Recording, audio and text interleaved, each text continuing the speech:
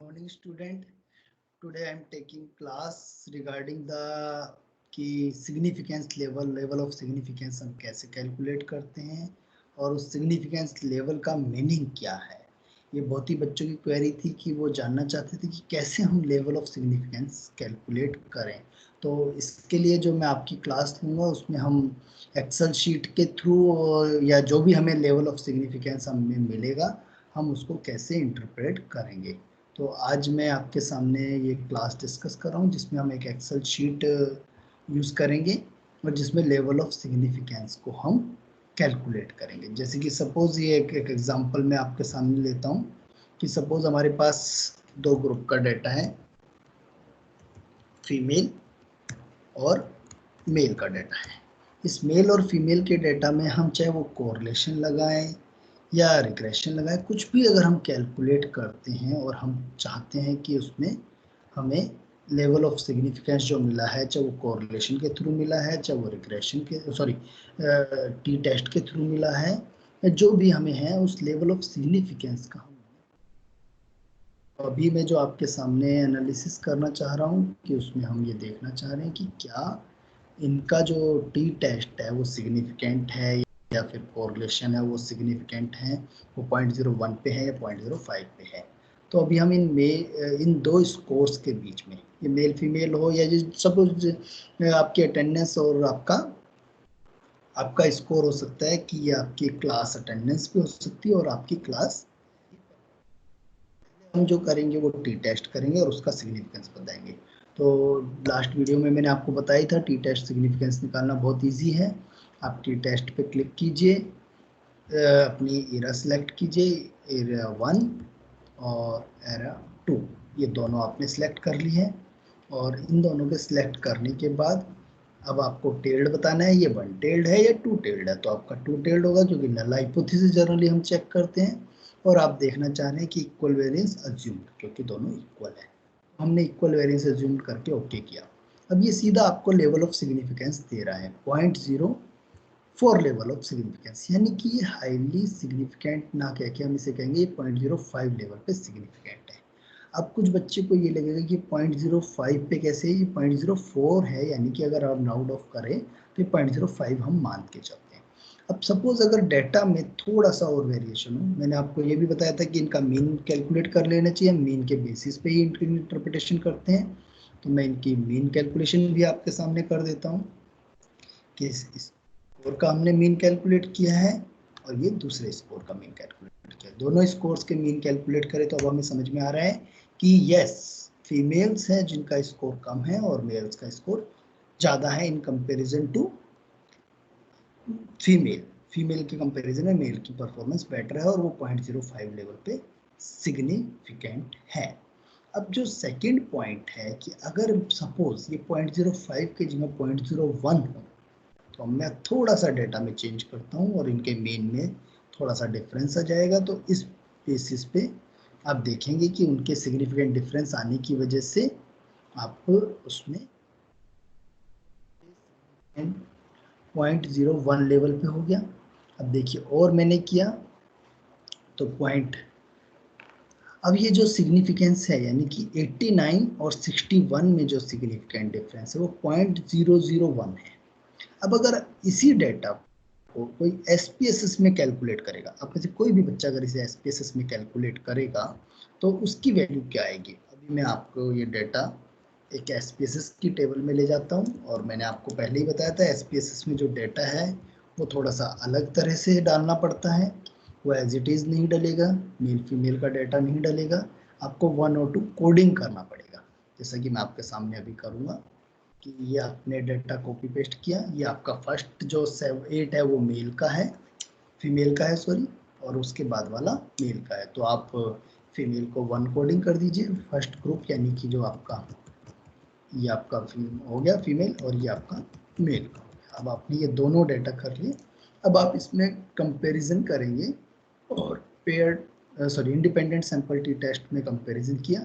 आपके जो स्कोर्स हैं वो ये हैं और आपका जो ग्रुपिंग वेरिएबल है 1 2 हमने यहाँ पे किया हुआ है। तो आप में से कुछ बच्चों को बस शायद एसपीएसएस नहीं होगा, तो अगर वो एसपीएसएस में कैलकुलेट, बस हम ये दिखाना चाह रहे हैं कि आपके पास रिजल्ट जो होंगे वो सेम ही होंगे। कोई डिफरेंस नहीं आएगा। अब आप देखिए, सबसे बड़ा जो कंफ्यूजन क्रिएट होता है कई बार, कई स्टूडेंटों में जो कंफ्यूजन क्रिएट होता है वो यहाँ से होता है कि 0.03 है। अगर मैं यहाँ पे थोड़ा सा और चेंज कर दूँ वैल्यूज में, कि सपोज अगर मैं इन वैल्यूज को अराउंड 100 के सीक्वेंस में ले जाता हूँ, अगर मैं यहाँ पर सिग्निफिकेंस आप देखेंगे तो अब आपको जो लेवल ऑफ सिग्निफिकेंस हमारे कैलकुलेशन को देखेंगे तो यहाँ पे कुछ चेंजेस आ जाएंगे। सपोज अगर हमारा ये ओरिजिनल डाटा हो 1 और 2 का, और अब मैं इसको कंपेयर करूँगा तो यहाँ पे आप सबके लिए एक कन्फ्यूजन क्रिएट हो जाएगा। अब कोई भी बच्चा जब इसको देखेगा कि 0.00, तो वो अपनी टेबल को कहीं से भी कॉपी करेगा और अपने वर्ड की फाइल या एक्सेल की फाइल किसी में भी जाके वो पेस्ट कर देगा और वो कहेगा कि यस, जो मेरा डेटा है वो सिग्निफिकेंट है एट 0.00 लेवल पे। तो आप लिखेंगे लेवल ऑफ सिग्निफिकेंट एट 0.00। अब ये गलत है, आप में से बहुत सारे बच्चे इसको रिपोर्ट कर देते 0.00, जबकि ये रियलिटी में 0.00 नहीं है। अगर आप इसको एक्सेल में अगर पेस्ट करके देखेंगे तो ये क्या कर रहा है, राउंड ऑफ करके 0.3 तक आपको शो कर रहा है।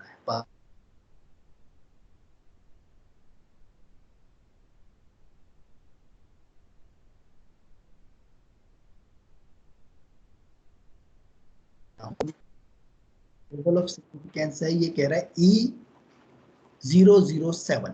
इसका मतलब ये हुआ कि आपका जो ये डॉट है 2 के बाद जो लगा हुआ है, इसके आगे आप 00 लगाते जाइए और इस डॉट को शिफ्ट कर दीजिए 7 टाइम्स। अब देखिए, जैसे कि मैं आपको दिखाता हूँ कि आप जैसे इसे देखेंगे तो ये इसको ऐसे शो करेगा। अब ये देखिए आपको क्या दिख रहा है यहाँ पर 1, मैं इसको थोड़ा सा बड़ा करके दिखाता हूँ। वैल्यू जो है वो एग्जैक्ट वैल्यू क्या है, 1 times 0, 2 times 0, 3 times 0, 4 times 0, 5 times 0, 6 times 0, 7 time. यानी कि ये जो डॉट आ रहा है वो 2 के बाद आ रहा है और एरर शो कर रहा है। यानी E7 का मतलब क्या हुआ, जो आपका डॉट है उसको आगे शिफ्ट करते चले जाइए 7 टाइम, मतलब 7 पॉइंट्स तक आप इसको डॉट को शिफ्ट कीजिए, तब आपको एग्जैक्ट वैल्यू मिलेगी।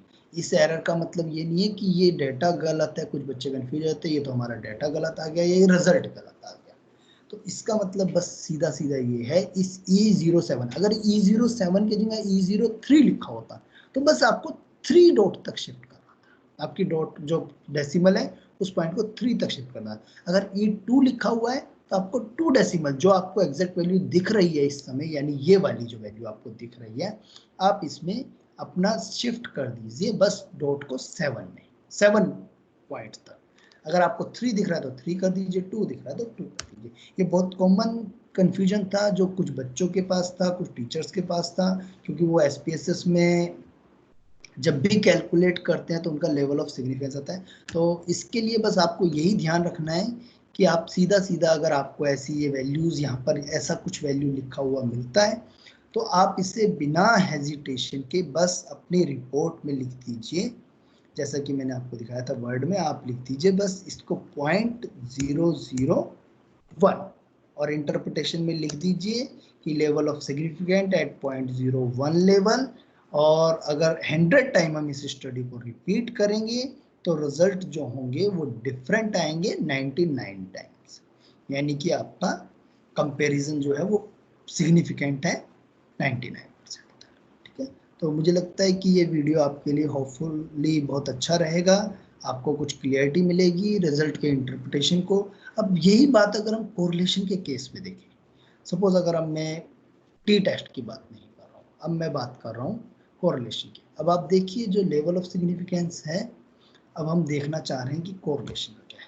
तो आप में से कुछ बच्चों को लगता है कोरिलेशन में भी हमारा लेवल ऑफ सिग्निफिकेंस आता है, पर हमारे लिए लेवल ऑफ सिग्निफिकेंस, सपोज अब मैं ये डेटा को थोड़ा सा चेंज कर देता हूँ। डेटा में मैं ये कह देता हूँ कि ये जो डेटा है ये आपका अटेंडेंस है और ये डेटा आपका है आपके मार्क्स का। मार्क्स और अटेंडेंस में आपका जो है पॉजिटिव कोरिलेशन है। और ये मैं मीन वैल्यू हटा देता हूँ क्योंकि मीन वैल्यू हमें नहीं चाहिए अब अगर हमें कोरिलेशन निकालना है तो, या हम रख भी सकते हैं मीन वैल्यू रखना चाहें तो, बट हम जो कोरिलेशन निकालेंगे, जो हमारा कोरिलेशन कैलकुलेशन होगा वो होगा केवल इन दोनों के बीच में, इस डेटा के बीच में, डेटा 1 यहाँ तक है, डेटा 2 ये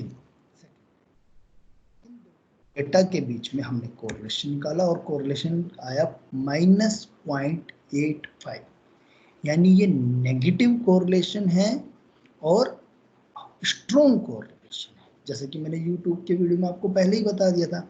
अब अगर इसी कोरिलेशन को, सपोज मैं इस डेटा को एज इट इज कॉपी करके ले जाता हूँ SPSS में, SPSS में अगर हम अजम्पशंस देखें तो हमें सारी फुलफिल करनी चाहिए, बट मैं ये एक हाइपोथेटिकल डेटा बहुत छोटा आपको इसलिए दिखा रहा हूँ, अदरवाइज इसमें कोरिलेशन लगाने के लिए रिकमेंड नहीं करेंगे हम, क्योंकि ये डाटा बहुत कम है, इसमें नॉन पैरामीट्रिक कोरिलेशन लगाने चाहिए। पर मैं आपको केवल शो करने के लिए कि कैसे इसमें कुछ चीज़ें आपको मिलती हैं। सपोज अगर मैं इन दोनों के बीच में आप कोरिलेशन कैलकुलेट करूँ इन दोनों वेरिएबल्स के बीच में, तो अब आपके सामने क्या आएगा, मैंने पियर्सन पे ही क्लिक कर दिया, 0.856 और इसका लेवल ऑफ सिग्निफिकेंट क्या है 0.007। तो इसका मतलब ये हुआ लेवल ऑफ सिग्निफिकेंस कि 100 टाइम अगर आप इस स्टडी को रिपीट करेंगे तो 0.01 यानी 99% आपके कोरिलेशन है वो नेगेटिव आएंगे। पर इन केस ऑफ कोरिलेशन इस लेवल ऑफ सिग्निफिकेंस को बहुत ज़्यादा हम इंटरप्रेट नहीं करते हैं, क्योंकि जब हम ये डेटा 1000 ऑफ सैंपल्स पे करें तब तो इसका मीनिंग है। अगर हम 150 के डेटा पे लेवल ऑफ सिग्निफिकेंस को भी इंटरप्रेट करें, उसके बेसिस पे कुछ इंटरप्रिटेशन प्रेडिक्शंस बनाएं, वो कोई मीनिंग नहीं रखता है। इसलिए मेरा सजेशन यही होगा कि कभी भी आप, और इवन मास्टर्स डाइटेशन या ग्रेजुएशन डाइटेशन के लिए इनफ है कि आप इस कोरिलेशन वैल्यू को ही एक्सप्लेन कर दें। तो मुझे लगता है कि ये इनफ है आपकी थीसिस या डाइटेशन के लिए, आप जो भी डाइटेशन कर रहे हैं ग्रेजुएशन लेवल पे या मास्टर्स लेवल पे। अगर आपको फिर भी डिटेल्स में करना है तो इस लेवल का सिग्निफिकेंस का मतलब यही होगी, yes it's significant at 0.01 level, यानी कि आप 100 टाइम रिपीट्स करेंगे तो यही इंटरप्रिटेशन हर बार लेवल ऑफ सिग्निफिकेंस की यही रहेगी, चाहे वो आपका टी की इंटरप्रिटेशन हो, चाहे वो कोरिलेशन की इंटरप्रिटेशन हो, लेवल ऑफ सिग्निफिकेंस की इंटरप्रिटेशन हर बार सेम रहेगी जो हमने अभी तक बताई थी। तो होपफुली आपके लिए ये वीडियो काफ़ी हेल्पफुल रहेगा, और मैं एज्यूम करता हूँ कि आपके लिए, आपको फिर भी कोई क्वेरी हो तो आप अपने क्वेरी चैट बॉक्स में डाल सकते हैं और मैं कोशिश करूँगा कि उससे रिलेटेड वीडियोस आपके लिए अपलोड कर सकूँ। Thank you so much.